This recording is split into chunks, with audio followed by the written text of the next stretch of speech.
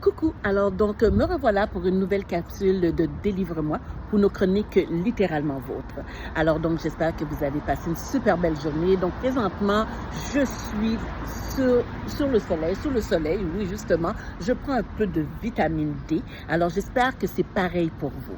Alors avant de commencer, j'aimerais prendre le temps de saluer toutes les personnes qui me suivent et toutes les personnes qui viennent aussi de découvrir ma page. C'est toujours un plaisir de partager avec vous. Alors aujourd'hui, je vais vous parler d'un livre que je viens de terminer. Donc, c'est un livre écrit par Madame Marie Vieux-Chauvet, fille d'Haïti.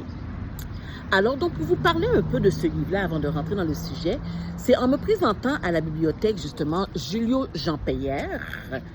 Oui, la bibliothèque Julio Jean-Pierre. Alors, donc, je rencontre justement un commis à la bibliothèque qui me parle de ce livre-là, qui me parle de l'auteur plus précisément, une auteure que je ne connaissais pas, une auteure haïtienne qui est née dans les années peut-être 1913 et qui a dû prendre exil, donc qui a dû quitter Haïti.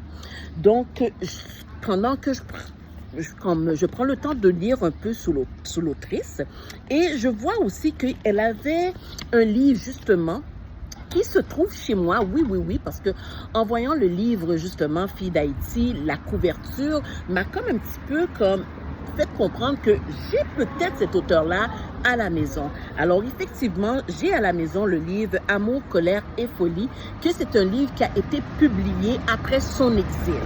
Donc, très hâte de découvrir la raison du pourquoi, mais en tout cas, toujours est-il que j'ai commencé à lire Fille d'Haïti. Et pour venir à l'histoire, on parle de Lotus, une jeune femme donc, qui vit dans la controverse. Dans la controverse parce que elle est née d'une mère prostituée. Alors, on s'entend que le livre, présentement, c'est une réflexion au niveau social. Donc, au niveau, encore aujourd'hui, d'actualité, devrait-on payer des mœurs, des crimes, de la forme de vie de ceux qui nous ont mis au monde?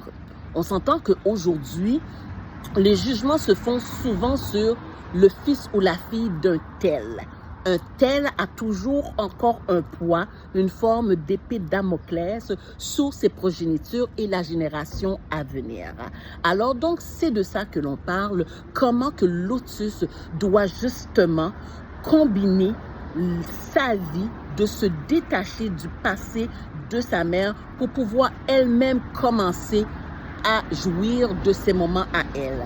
Elle fait la rencontre de Georges, l'homme que son cœur a choisi d'aimer, et en espérant qu'avec Georges, qu'elle va trouver une tranquillité dans tout ce brouhaha, dans tout ce contexte au niveau du jugement, parce que c'est un livre justement qu'on parle de mœurs, on parle de jugement, on parle justement d'une chance de pouvoir être capable de vivre et pouvoir de se relever sans être obligé d'être toujours pointé du doigt parce qu'on est l'enfant d'un tel.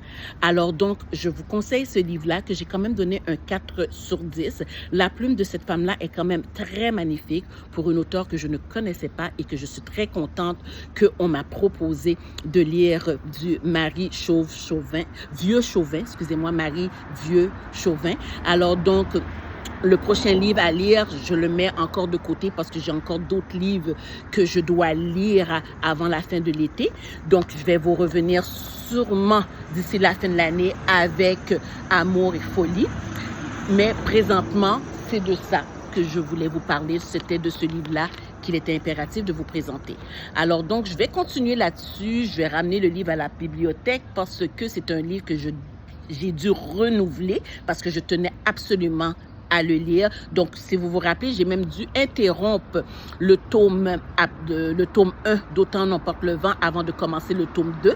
Vous allez devoir attendre que je commence le tome 2 pour que je puisse vous donner toute l'explication du Autant n'emporte le vent parce que, comme mentionné, j'ai d'autres livres entre tomes à lire. Alors donc, sur ce, profitez de la belle journée. On se voit lundi prochain, peut-être pas le même poste, peut-être pas la même heure, mais on se voit lundi. Donc, continuez à aimer ma page, continuez à la partager et surtout, vos commentaires qui me sont extrêmement très précieux. Alors donc, sur ce, je vous fais la bise. On se voit lundi. Bye bye.